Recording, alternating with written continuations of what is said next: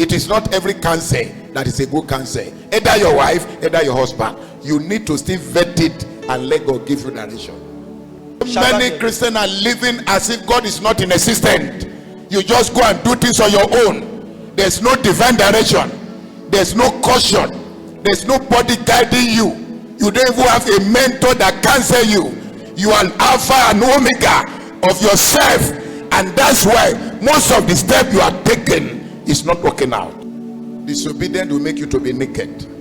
That is the day we enter to struggle and toiling because of disobedience. Look at what God said. Because you listen to the voice of your wife, and you are eating of the tree of which I commanded thee, saying, thou shalt not eat. Cause is a ground for your sake.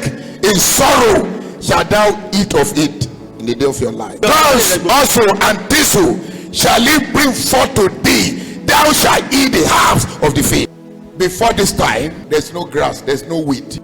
Anything that comes out of this earth is edible. But after that day, that was when grass started growing. Noah cannot plant himself, but grass that is useless will be growing up because the earth is under a curse as a result of disobedience. And that's why the toiling of man started. That's why sweating of man started. That's why struggling of man started. If you don't go out and make effort, you are not going to have anything. In the sweat of your face shall thou eat bread till thou return unto the ground, for out of it was thou taken. For dust thou art, and dust shalt thou return. And so drove out the man, and he placed at the east of the Eden cherubim and flaming sword, which turned every man to keep the way of the tree of life. And because our God is a merciful God, he killed animal and removed the skin and used it to cover their nakedness. He placed a curse on them. That's the God of the woman. And that's why today some women die at childbirth. It was the curse of God. Some of you are women here, you know the pain you went through when you are bringing for your children. It was the curse that God placed upon Eve, your grandmother. Because there's a tree of life.